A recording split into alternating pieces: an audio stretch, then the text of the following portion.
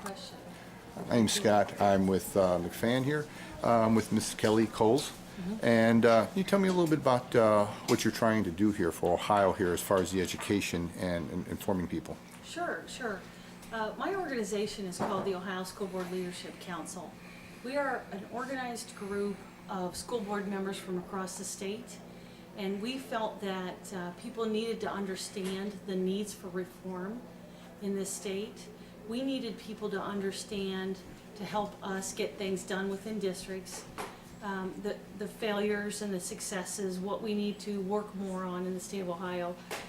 We are school board members who have more of a, I guess, conservative philosophy, and that's that we have to get back to teaching the way we used to teach, that it was more effective, that we've leaned away from proven effective ways of teaching and learning. We need to focus in on our deficiencies and start addressing the deficiencies that we're finding in education. We understand, and we need people to understand, that our global standing in education is failing our students. We need to do something different. So what you're saying is we have a system that proven to have worked in the past, and now we're switching to another system of C-SPAN, Common Core. They're untested, and results of what they might do is very, very foggy, seems like. Well, I am referring in this example to our national standing. We used to be leaders in education. And I don't know if it's 30, 40 years ago that we were more of a leader than we are today. So we've lost global ground. And we have to ask, why have we lost global ground? Well, we go back to, in the state of Ohio, 2001, we developed the standards that we've been operating with for the last 12 years. Today, and that's been proven now to be not so great for Ohio students, and we need to change something. So the state of Ohio has developed or opted in to these national standards called Common Core.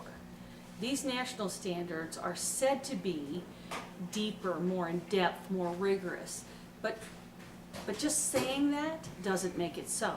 So if you look into these standards and actually assess whether they're going to impact student achievement, the facts just don't support that.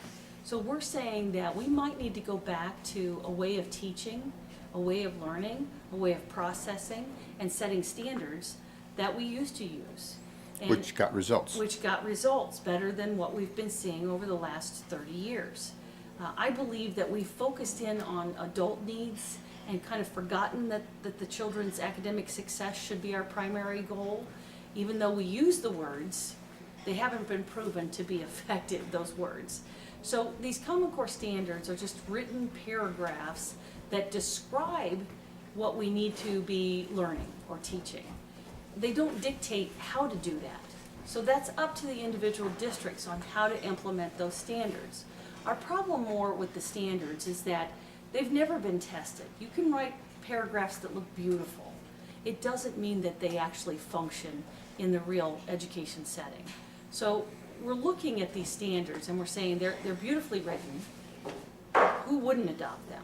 The problems are that even the Fordham Institute, which sponsored a lot of the marketing of Common Core, admitted that there are 6 states whose standards exceed Common Core.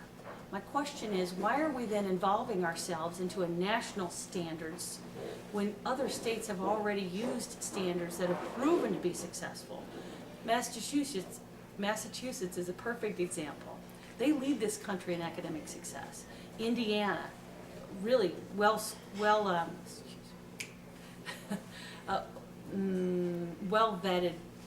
standards. So there are other states that are rated better by Fordham Institute. My question is, why aren't we using them? They're tried, true, and tested. Well, that's the question. He goes, if you have something that works, why are you trying to fix something that's not broken? And there are some people have said on the radio and television, this is politically motivated, trying to educate people to think a certain way and not have the free thoughts and ideas that is what you learn from. And whenever we say something like politically motivated, we immediately get distrust from people. I wonder but why. The truth is, yeah, I wonder why, because we have some historic perspective Yeah. on that. But the truth is, when we look at the models in action, for example, those are simply suggested ways of teaching this Common Core standard. We're seeing that there is a bias. I've seen that several times now.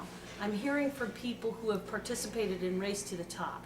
Their students have participated in Race to the Top, that the curriculum used is Common Core compliant curriculum and that it's got a left lean to it. That doesn't surprise me because I think that education has been doing that for quite a while. So much so that our legislators have started legislating at the state level that we get back to the original context of the 6 Founding Father documents, and that might be the start of what they're going to continue to roll out for us. But they're trying to help districts determine that, guys, we have to get back to what we were doing before, which is teaching true American history, not a revised American history. Now, for someone watching this, if they wanted to look this information up for themselves, where would you suggest they start looking to compare? Well, they're all, if you just Google Common Core, you will find support articles.